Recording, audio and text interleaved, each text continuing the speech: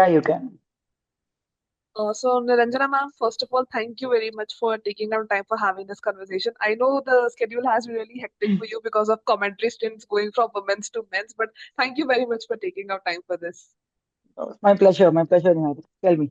Yes, ma'am. So, really want to start off by asking you about this first ever women's test match win at Lords. I mean, India won by 270 runs. Kranti and Yastika, they got their name on the honors board. So, I mean, what was the very first emotion that went through your mind when that final wicket fell of Sophie Eccleston by Sneerana, and it meant that history was sealed for the Indian team there?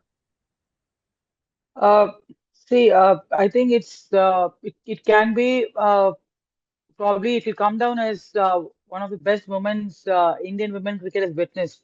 Yes, we won the World Cup, that will top the charts, but I think Test cricket is the ultimate form of cricket. So for me, I've always wanted to represent India for Test crickets. So I think this win, being the first Indian team to win, Indian women's team to win a Test at Lord's, and Harmanpreet Kaur doing all the uh, Harmanpreet Kaur and the team doing all the hard work and executing it so well on the field. I think nobody expected India to play this well. We knew that they always had the potential, but they kind of outbeat England. We dominated in both the innings, and getting Kranti Goud to get 5 wickets, the kind of trust Harman has shown on her, uh, right from her, uh, what do you say, right from the time she made her debut, and Yastika Bhatia coming out of an injury and not having not so a great World Cup, but she was backed and trusted by the team management. I think the girls have really delivered classy innings by Harman and Smriti in the first innings. So I think it was a collective team effort. We are improving day by day as as a team. When you take the Indian cricket team, there is always betterment. We're seeing everybody's. I mean, the players are feeling happy for each other's performances, and they now know that if they do well, the domestic cricket, the level is going to improve. The girls are looking up to the Indian team for inspirations. So definitely this test win is going to make a huge impact on the way the domestic cricket back home, the interzonals is played, the 3-day games, the 2-day format, whatever domestic games, the longer formats.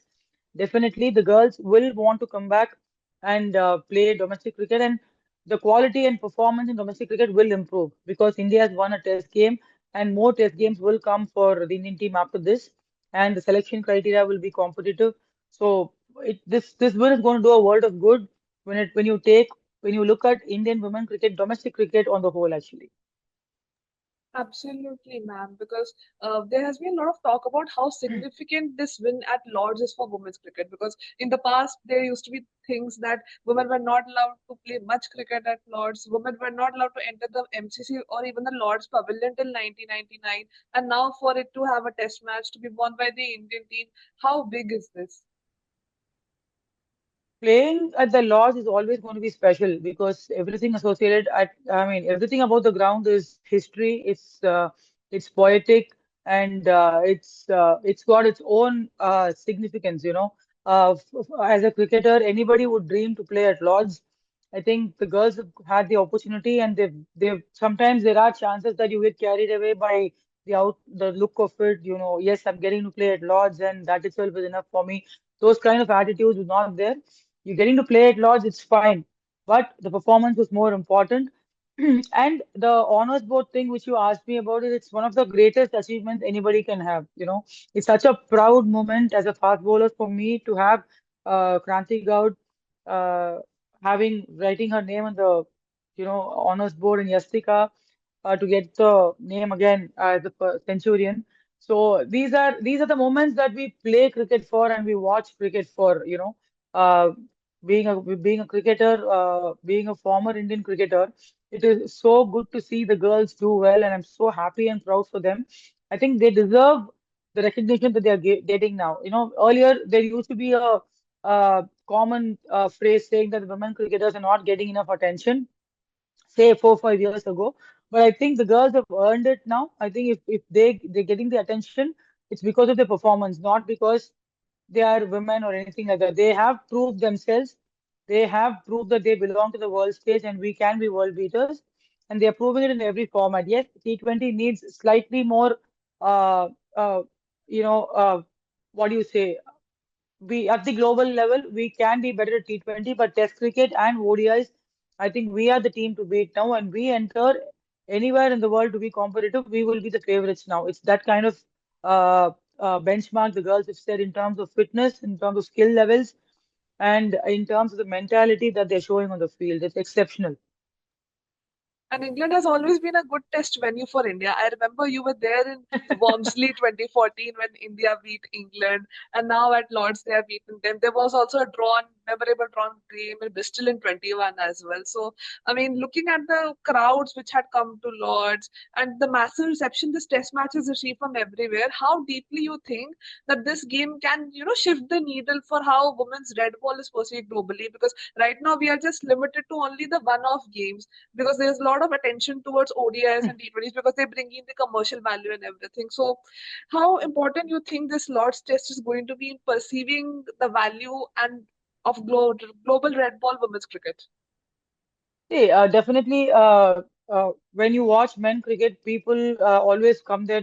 I mean, as a spectator, you would want to score. You would want to see them score runs, and you would not want to have a game which is where the team is getting 100 all out or something like that. So that is the reason why probably when women cricketers at the global level, when women cricket was not established, there were more one-day games or T20 games because there is more excitement in those games. But the real test and real skills are only tested in a red ball format. So now is the right time for women cricket at the global level, as you say, to increase the number of test games. Say keep a three test series or a five-match test series, because we can sustain 4 days now. It's not that we are getting all out in a day and then again the match gets over in three sessions or something like that. The girls are batting for 3 sessions, 4 sessions, and then coming back and bowling the next day. It is going for 2 innings. So I think overall, if you see as I mentioned earlier, for Indian domestic cricket, this win is going to do a lot of good. And also at the global level, when India is actually touring, SENA countries or wherever, I think test matches should be a part of their schedule, because they have proven their skills, that they can be good test cricketers. They have shown resilience and mindset when it comes to playing test cricket. And it's very good that we have specialist players for test, and there are few players who are a part of the team for all three formats. So slowly now what will happen is you will start forming teams, especially for they are test cricketers. Some players will be there to adapt for all the formats.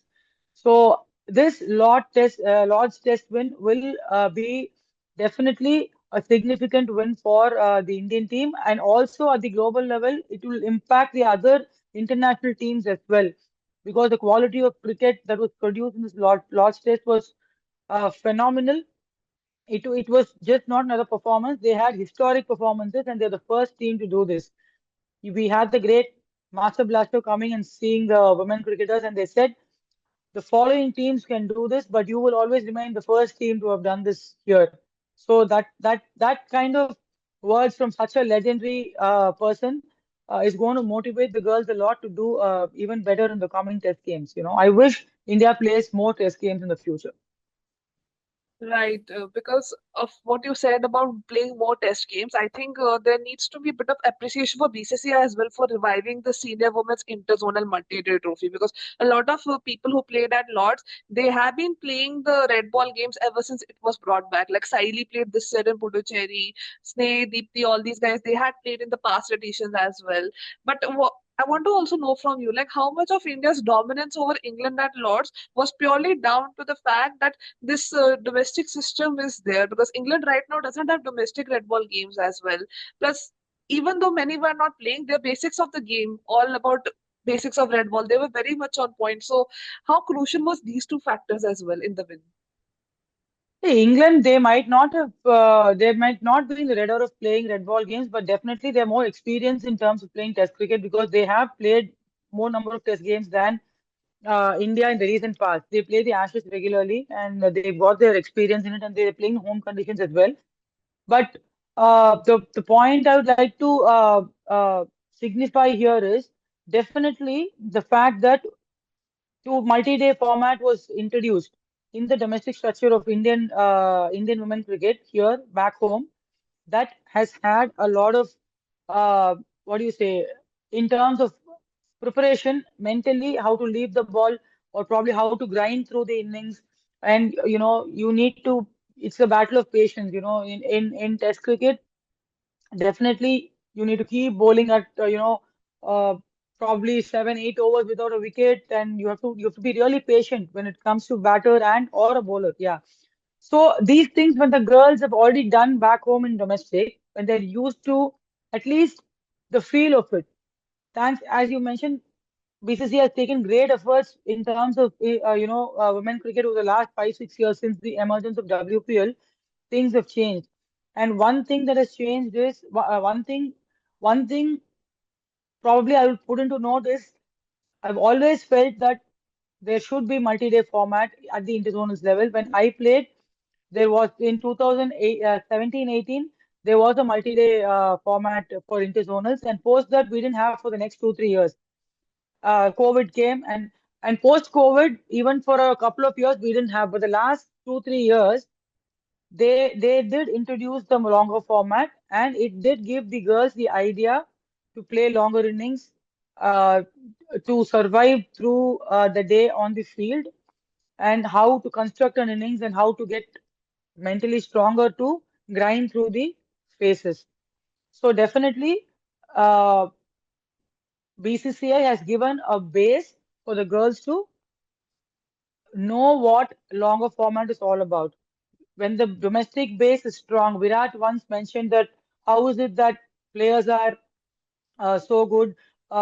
Recently, he was interviewed. So he said we have a very strong Ranji Trophy system back home, and that is why we are able to produce good Test cricketers. I think the similar thing holds here.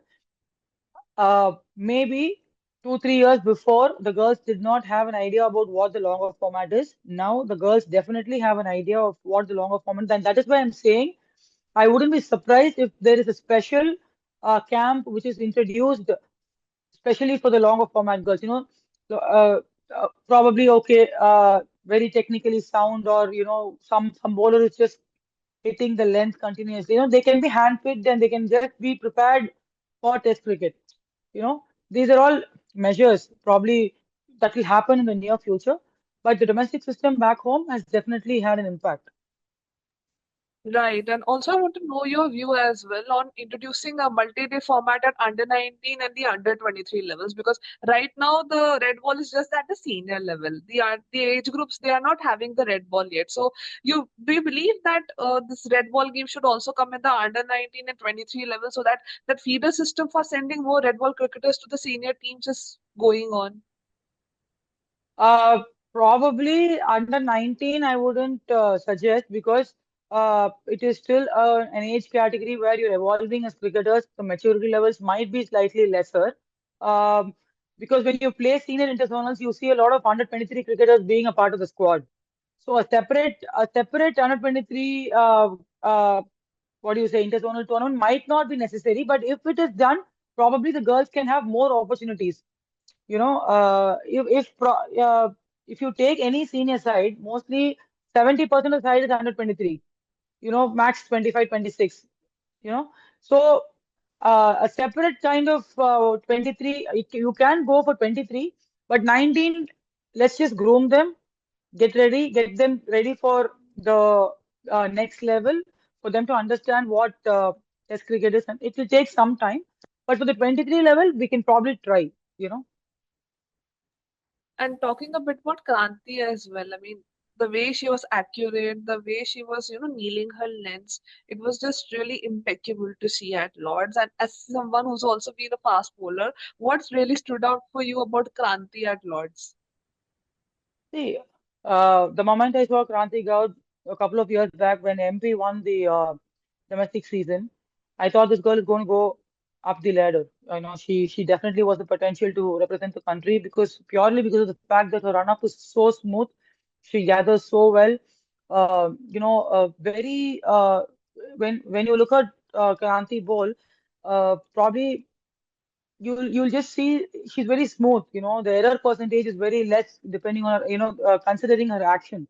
So definitely she just needs to uh, what do you say, concentrate bowling only on the length areas, and it happens automatically with her action because it is so smooth. It is so nice to watch her bowl come and hit the seam. I always felt that her action is a little bit, resembling Mohammad Shami, the way she loads, the way she releases the ball and everything. It is so nice. And she has developed as a player over the last 1.5 years. Uh, Harman once said that, we need a pack of pace bowlers whom we can trust and give the ball to. I think definitely she's had the backup of management backing her. Her talent couldn't be ignored. Her service to the Indian team so far has been fantastic. And in this lost test match, especially the way she ran in, the way she delivered the balls in the right areas, the 8 meters, 7.5 meters mark from there, the ball was doing, really well. She was hitting the ball on the seam, in and out. She's able to deliver both. So I think she has a long way to go. She's gotten stronger. She's mentally a little more capable of handling pressure now. Uh, she looks lean, sharp. Typically as how a fast bowler should be nurtured and nourished. So very happy for her as a fast bowler. When I see somebody doing well, it makes me feel happy. I think the hunger is there for her. That's the main thing for a fast bowler. So I wish her all the very best. I think she should continue to do this good work. And it was a wholesome moment when I saw her talking to her parents back home from Lords. It was really good, and may she continue to do well for the country. She is special, definitely. She should be playing for India at least for the next 7, 8 years, if I'm right. Yes, ma'am. And also what on Yastika as well, because last year everybody was heartbroken when, she missed out on the ODI World Cup after picking the knee injury in the preparatory camp in Vizag. Then she went through the rigors of that ACL surgery, the rehab as well. And then she now becomes the first women's batter to score a test century in a women's test at Lord's. So a word on that as well. It's never easy to come out of injuries. You'll have your self-doubts, and slowly you'll start uh, hearing what people are saying about the injuries. And every day you will feel like, when will I go back and get to bat in the field? And the process is also slow. You need to get the date to return to play, and everything is there. It's a mental battle, but I think she's done really well to come out of that. Uh, she's kept the trust that the management has kept up the trust that the management has shown on her. Honestly, this really came as a surprise package because we knew she was always capable, and she off late was not in a great. She looked, not so in a good form. Let's be honest. But what has differentiated her here is the mental strength that she has shown there to survive through those 100 runs with that coming out of that injury. I think that speaks a lot about how resilient she is and how, that speaks a lot about the character. Sometimes you play test cricket, you need character. You need to just shut the noise outside. You need to really uh, keep your head cool, and you need to just focus on one particular ball at a time. It's not going to be easy. Maybe for a bowler, it's 6 balls in an over. You just can come back and pick up a wicket even if you are getting hit for a couple of boundaries. But for a batter in a test game, it's only one chance. If you're out, you're just going to go back to the pavilion. But she has stuck to her plan, and she's really made herself. She's announced herself in Test cricket. Probably, I would say that. And this is just humble beginnings for her. I think she's a long way to go. Right, ma'am. And speaking of this whole England tour, like the Indian team members now, they're pretty much back home. They're back in the comfort of home after 56 days. But I really want to ask you about the T20 World Cup group stage exit as well. Like, yes, there's a historic test when won at Lords, but one can't really ignore the fact that they got another group stage exit from the World Cup. But I really want to know from you, like, when this team plays the longer forms, like Test and ODIs, they look like a very different side. Like they're very much in control of proceedings, in control of what they want to do. But then T20s, this team is kind of stumbling. So can you just explain like why, in your perspective, this group is unable to translate the longer format ruthlessness into the shortest format? Like, is there a mental block, or T20 brand of cricket has an issue? Like, what do you think of it? No, I don't think so. See, in my perspective, I think we need a couple of more big hitters in the middle order. I think probably, I mean, I don't want to be very critical because I still back this team, but probably when you say you need to make an impact on the T20 aspect globally, we need a couple of more power hitters in the middle who can clear the boundaries between the seventh and the 15th over, where Harman can get a little more of cushioning. Harman, it should reduce the when she comes out to bat. Probably it is always 20 for, I mean, 60 for two in 7, 8 overs or 10 overs. So she's not able to go take the risks immediately because we are losing wickets, at a stretch. So there we need a player who probably can support Harman, release the pressure of Harman. At the same time, they also score runs, with big shots. And so probably they say like the 15th or the 16th over, or maybe the 13th over itself, Harman can start going. Probably 150 can become a 180, or maybe 180 can become a 195 or something like that. So maybe in the middle order, a couple of more power hitters can be can make a difference. It is just my humble opinion. I think they are working on it, and probably it will happen very soon. We definitely have the this thing. What do you say? The talent, plenty of talent. Yeah.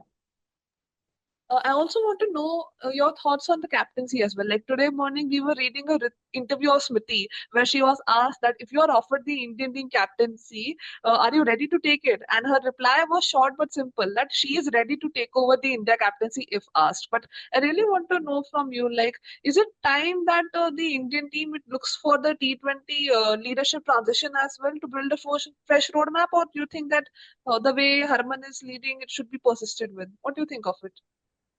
No, I think Haman's doing a good job, man. I don't think so. One World Cup loss should bother so much.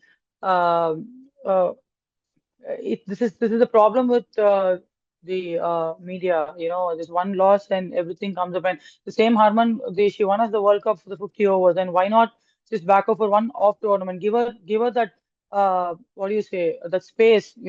I mean, at the end of the day, everybody they are all going through the same thing. They're all humans. I think so, we make mistakes. But I don't think so. She has underperformed. She has stood up as a captain for India over the last 7, 8 years, and she's never underperformed as a captain. She's in the big games, even this against Australia, she was the one who stood up. So captaincy is not affecting her, and even the coach is quite happy with her captaincy. So uh, that is up to the selectors to decide whether they should change the captain or not. But in my opinion, I think it's not necessary now because the team has done well. The team is doing well. Team is producing results, historic results under her captaincy. So I don't think it is needed. Absolutely. And I also want to know your opinion on one thing which was seen during the World Cup campaign, like the absence of all-rounders. We know that Amal and Kashi, they are on, layoff period because of back injury and knee injury as well. And that balance was a little tilted as well because in every game, India was trying new fast bowling players, new ball fast bowling players. They were changing the fast bowling makeup. So, what do you think of that as well? Like, do you think that there needs to be done more to unearth more fast bowlers who can, serve the team for long periods? There are quite a number of fast bowlers, definitely. But I still would say that I like Renuka as a fast bowler, especially in swinging conditions, and Kranti also. Just that Renuka's experience could have been utilized a little better in a better way. And yes, the absence of all-rounder definitely hit us hard because it'll probably give us the kind of balance that is required to set up 11. And we couldn't find a settled 11. We couldn't quite find a settled 11 for the games. But again, that comes to the call of the management and the selectors. Probably for the next campaign or the next roadmap for the World Cup, we will see a better combination. Definitely, ma'am. And want to end by asking you one thing. Like, this test historic win has happened. The World Cup is now a thing of the past. The Asian Games are coming up. The Women's Asia Cup is coming up in August, September as well. Before the Zimbabwe team is coming up, before we go to South Africa. So, what do you think should be the outlook for the rest of the year for this Indian team across all three formats? I think the lookout should be the fast bowlers first should be preserved and taken care of because there's a lot of tournaments which is coming up will be requiring the needs of services of fast bowlers.